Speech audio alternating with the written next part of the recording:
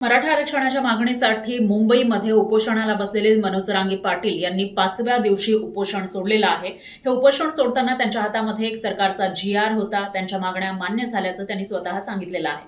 आता मनोज जरांगे पाटील यांच्या कोणत्या मागण्या मान्य झाल्या आहेत आणि जो GR सरकारकडून त्यांना मिळाला त्या GR मध्ये नेमकं काय आहे आणि दुसरं म्हणजे हैदराबाद गॅझेटियर आणि सातारा गॅझेटियर ज्याचा उल्लेख वारंवार केला जातोय, हे गॅझेटियर नेमके काय आहेत आणि त्याचा फायदा कसा होणार आहे मराठ्यांना ओबीसी मधून आरक्षण मिळवण्यासाठी ते समजून घेण्याचा प्रयत्न आपण या व्हिडिओमध्ये करूयात। नमस्कार, मी फराह खान, तुम्ही बघताय न्यूज 18 लोकमत डिजिटल। मनोज जरांगे पाटील जे मराठ्यांना ओबीसी मधून आरक्षण द्या या मागणीसाठी मुंबईमध्ये हजारो मराठ्यांसोबत आलेले होते, पण आपला विजय झाला अशी घोषणा त्यांनी केलेली आहे मंगळवारी म्हणजे 2 सप्टेंबरच्या संध्याकाळच्या सुमारास आणि त्यानंतर ते माघारी फिरलेले आहेत। मुंबईमधून ते सर्व आंदोलकांसोबत आपापल्या गावी जाण्यासाठी निघाले होते। तर मंगळवारी जेव्हा उपोषण मागे घेण्यात आलं त्यावेळेला जरांगेंच्या हातामध्ये काय होतं, कोणत्या मागण्या त्यांच्या मान्य झाल्या ते आपण समजून घेण्याचा प्रयत्न करूया। एक म्हणजे हैदराबाद संस्थांच्या गॅझेटियरची अंमलबजावणी केली जाणार असं सरकारकडून सांगण्यात आलं आहे। 1 महिन्यामध्ये सातारा गॅझेटियरची अंमलबजावणी केली जाणार असंही सरकारकडून सांगण्यात आलं आहे।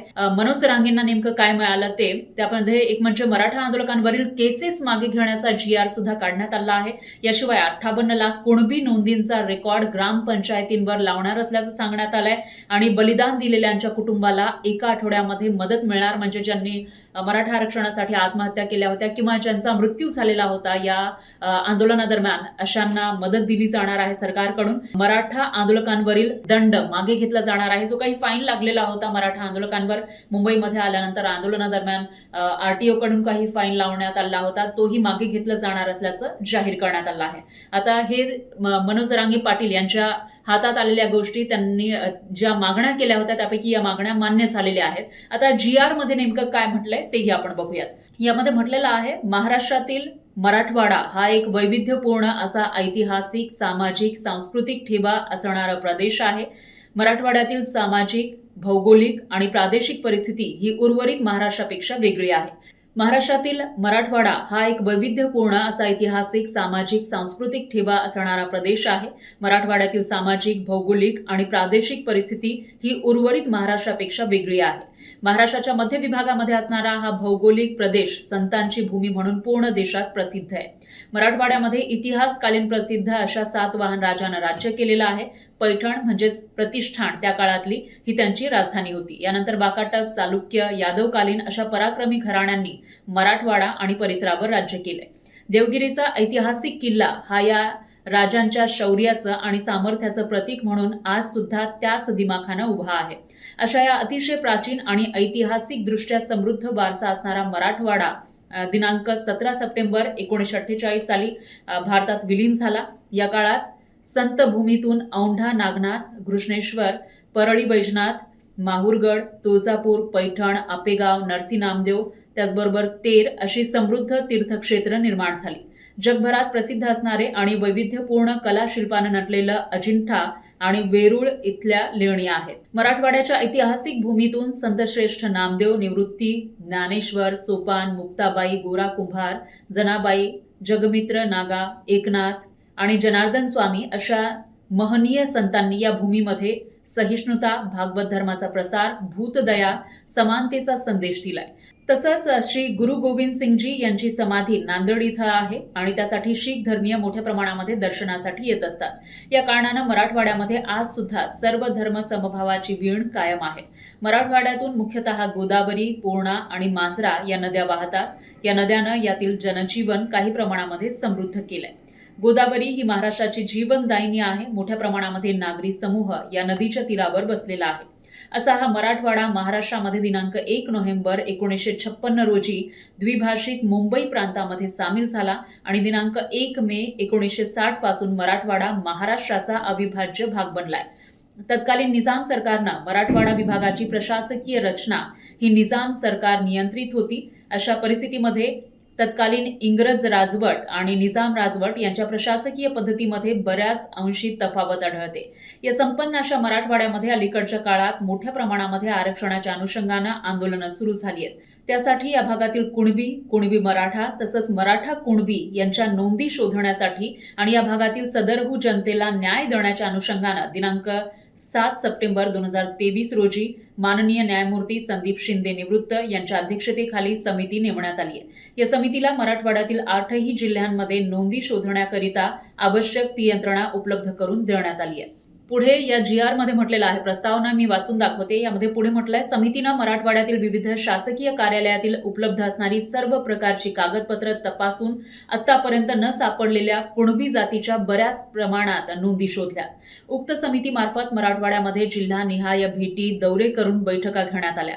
आवश्यकतेनुसार हैदराबाद गॅझेट आणि तत्कालीन काळामध्ये निजाम सरकारची राजधानी या कारणानं समितीनं 2 वेळा हैदराबाद इथल्या पुराभिलेख विभागाला आणि महसूल विभागाला भेटी देऊन सुमारे 7,000 पेक्षा जास्तची कागदपत्र अभ्यासासाठी प्राप्त करून घेतली आहेत। तसंच देशाची जनगणना आणि त्या अनुषंगानं तत्कालीन निजाम सरकारकडील कागदपत्र उपलब्ध करून घेण्यासाठी दिल्ली इथली जनगणना कार्यालय आणि त्यांच्या ग्रंथालयाला भेट देऊन अधिकची कागदपत्र उपलब्ध करून घेतलेली आहेत। याच दरम्यान दिल्ली इथल्या राष्ट्रीय पुराभिलेख कार्यालयामध्ये भेट देऊन तत्कालीन निजाम सरकारकडील कागदपत्र उपलब्ध करून घेण्याचा प्रयत्न केलाय। याशिवाय मराठवाड्यातील ज्यांच्याकडे वैयक्तिक कागदपत्र जी जातीची प्रमाणपत्र मिळण्यासाठी उपयोगी ठरतील ती कागदपत्र उपलब्ध करून घेण्याची कार्यवाही केलेली आहे। माननीय न्यायमूर्ती संदीप शिंदे निवृत्त समितीनं गेल्या 2 वर्षांमध्ये सातत्यानं मराठवाड्यात आणि महाराष्ट्रातील कुणबी नोंदी शोधण्यासाठी मोठ्या प्रमाणामध्ये क्षेत्रीय यंत्रणेमार्फत कार्यवाही केलेली आहे। माननीय न्यायमूर्ती संदीप शिंदे निवृत्त या समितीनं आतापर्यंत विविध शिफारसीसह सादर केलेल्या अहवालांमधील सर्व शिफारशी शासनानं स्वीकारलेल्या आहेत आणि या आधारे विविध विभागांमार्फत कार्यवाही करण्यात आली आहे। यापुढेही सदर समितीनं दिलेल्या अहवालांवर योग्य कार्यवाही केली जाणार आहे। तथापि मराठवाड्यामध्ये यापेक्षा बऱ्याच प्रमाणामध्ये कुणबी मराठा समाज असून त्यांना जात प्रमाणपत्र मिळण्यासाठी हैदराबाद गॅझेट लागू करण्यात यावे अशा प्रकारची मागणी वारंवार होत आहे। माननीय निवृत्त न्यायमूर्ती संदीप शिंदे समितीस हैदराबाद, सातारा आणि बॉम्बे गॅझेट लागू करण्याच्या अनुषंगानं अभ्यास करून अहवाल सादर करण्याचे निर्देशित करण्यात आले आहेत। त्याकरिता उक्त समितीला 31 डिसेंबर 2025 अखेरपर्यंत मुदतवाढ देण्यात आली आहे। त्या अनुषंगानं हैदराबाद आणि दिल्ली इथं दौरे करून तत्कालीन निजाम सरकारमधील 5 जिल्ह्यांची म्हणजे त्याच्यामध्ये त्या काळातला औरंगाबाद, परभणी, नांदेड, बीड आणि उस्मानाबाद या जिल्ह्यांची माहिती प्राप्त करून घेतलेली आहे आणि सदरहू कागदपत्रांचा अभ्यास केला जातोय। तत्कालीन निजाम सरकारमध्ये कुणबी जातीला कापू या नावानं ओळखलं जाई। त्यांचा मुख्य व्यवसाय शेती करणं हा होता। या कागदपत्रांमध्ये या गॅझेटियरमध्ये सन 1921 आणि सन 1931 मध्ये कुणबी म्हणजेच कापू अशा नोंदी आहेत। यापूर्वी महाराष्ट्र अनुसूचित जाती, अनुसूचित जमाती, विमुक्त जाती, भटक्या जमाती, इतर मागासवर्ग आणि विशेष मागास प्रवर्ग या जातीचे प्रमाणपत्र देण्याच्या आणि त्याच्या पडताळणीचे विनियम अधिनियम 2000 च्या कलम 18 च्या पोट कलम 1 मध्ये आणि नियम 2012 च्या नियम 4 मधील उपनियम 2 मधील खंड च मध्ये च नंतर विविध अभिलेखांचा समावेश करण्यासाठी अधिसूचना प्रसिद्ध करण्यात आली आहे।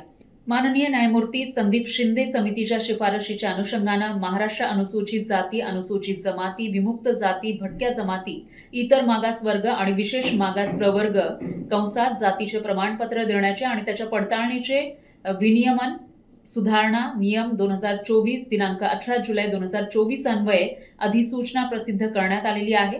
त्यानुसार मराठा समाजाला कुणबी मराठा, मराठा कुणबी जातीचे प्रमाणपत्र मिळण्यास उपयोग झालेला आहे।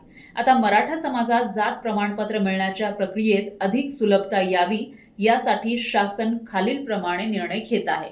शासन निर्णय आहे संदर्भाधीन क्रमांक 1 आणि क्रमांक 2 अन्वये जात प्रमाणपत्र देणं आणि त्याची पडताळणी करणं यासाठी सन 2001 चा महाराष्ट्र अधिनियम क्रमांक 23 आणि त्या अंतर्गत कार्यपद्धती निश्चितीकरिता नियम तयार करण्यात आलेले आहेत।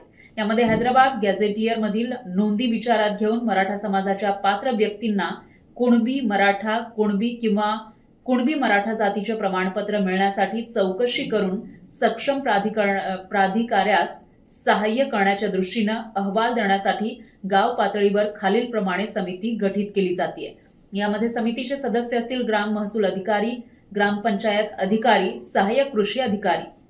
यानंतर पुढे लिहिलेलं आहे मराठा समाजातील भूधारक तसंच भूमिहीन शेतमजूर किंवा बटईनं शेती करत असलेल्या व्यक्तींकडे शेतजमिनीची मालकी असल्याचा पुरावा नसल्यास त्यांनी दिनांक 13/10/1967 पूर्वी ते किंवा त्यांचे पूर्वज संबंधित स्थानिक क्षेत्रांमध्ये राहत असल्याबाबत प्रतिज्ञापत्र सादर करावे.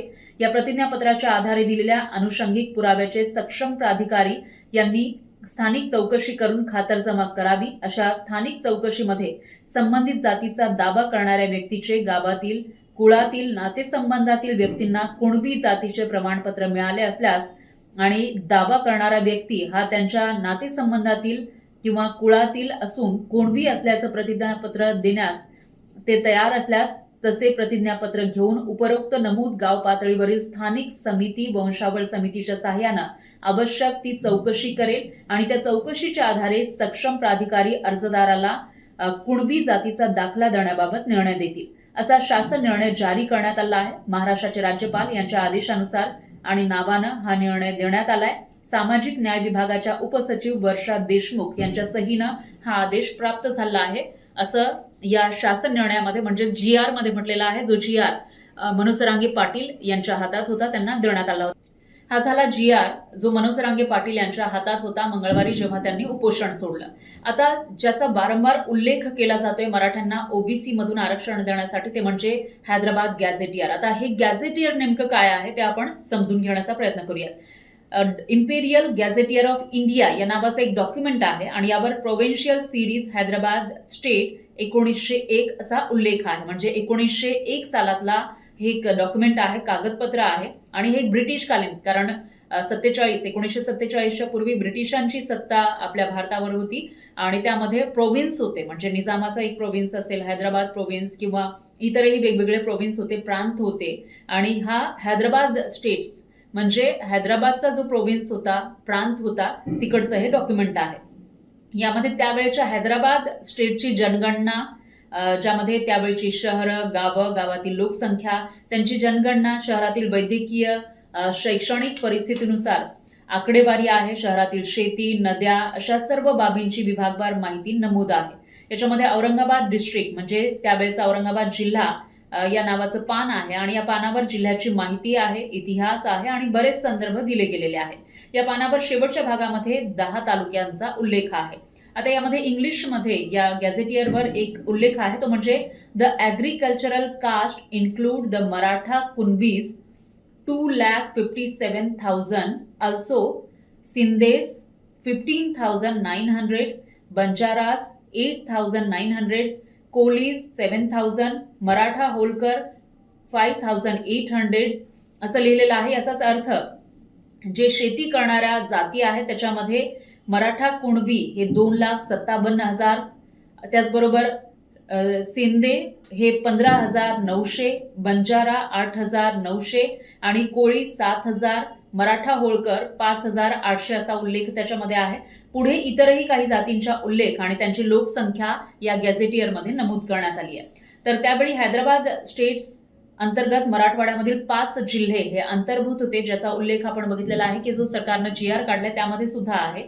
तर हैदराबाद गॅझेट म्हणजे 1901 मध्ये ब्रिटिशांनी केलेली जनगणना असा दावा केला जातो. त्यावेळी हैदराबाद स्टेट्स होतं आणि यामध्ये मराठवाड्यातील 5 जिल्ह्यांचा समावेश होता. त्यामध्ये एक म्हणजे औरंगाबाद, बीड, तिसरा नांदेड, चौथा परभणी आणि 5वा उस्मानाबाद हे जिल्हे होते. यांच्या जनगणनेमध्ये जातींची नावं आणि त्यांची लोकसंख्या या गॅझेटियरमध्ये नमूद करण्यात आल्याचा दावा केला जातो. यामध्ये मराठा कुणबी या जातींचा उल्लेख स्वतंत्र नाहीये, तर एकत्रित केला गेलेला आहे. म्हणून हैदराबाद गॅझेटचा आधार घेऊन मराठा आरक्षणासाठी आम्हाला मराठ्यांना आरक्षण द्या अशी मागणी मराठा आरक्षणासाठी लढणारे जे वकील आहेत किंवा अभ्यासक आहेत त्यांच्याकडून केली जाते. आता हे झालं हैदराबाद गॅझेटियर विषयी.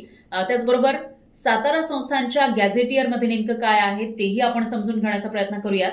सातारा गॅझेट हा तर एक सातारा जिल्ह्याचा अधिकृत शासकीय राजपत्र आहे आणि यामध्ये जिल्ह्यातील शासकीय योजना, जमिनीचे व्यवहार, निवडणूक सूचना आणि स्थानिक प्रशासनाशी संबंधित विविध बाबींची नोंद असते. म्हणजे त्या काळामध्ये या सगळ्या गोष्टी कशा होत्या त्याची नोंद या गॅझेटियरमध्ये आहे. काही मराठा कुटुंबांची ओळख कुणबी म्हणून या गॅझेटमध्ये नोंदवलेली असल्याचा दावा केला जातो. तर जर हे पुरावे ग्राह्य धरले गेले तर त्या व्यक्तींना म्हणजे ज्यांचा कुणबी अशी नोंद करण्यात आलेली आहे त्या व्यक्तींना कुणबी हे प्रमाणपत्र मिळू शकतं आणि हे प्रमाणपत्र मिळाल्यानंतर त्यांना OBC मधून आरक्षण मिळू शकतं असं सांगितलं जात आहे. त्यामुळे आता अशा पद्धतीनं हे जे दोन्ही गॅझेटियर आहे ते लागू करण्याची मागणी होतीये, पण त्याच्यामध्ये एकतर हैदराबाद गॅझेटियर हे लागू केलं जाणार आहे, पण सातारा गॅझेटियरचा अभ्यास करून त्यानंतर लागू करण्यासंबंधी कशा पद्धतीनं प्रक्रिया करता येईल, त्यामध्ये काही अडचणी आहेत का याचा अभ्यास केला जाईल असं सरकारकडून सांगण्यात आलंय. पण यासाठी सरकार सकारात्मक असल्याचं सुद्धा सांगण्यात आलं आहे. त्यामुळे या सगळ्यांमध्ये आता मराठा आरक्षण ज्याच्यासाठी मागील अनेक वर्षांपासून आणि मनोज जरांगे पाटील सुद्धा मागील 2 वर्षांपासून लढा देत आहेत, वारंवार आंदोलन करतायत. हे जे GR मिळालेलं आहे त्यानुसार जे आरक्षण मिळाले किंवा ज्या काही मागण्या मान्य झालेल्या आहेत मनोज जरांगे पाटील यांच्या, ते कोर्टात किंवा कायद्याच्या कसोटीवर टिकणार का, याविषयी तुम्हाला नेमकं काय वाटतं कॉमेंटमध्ये नक्की कळवा.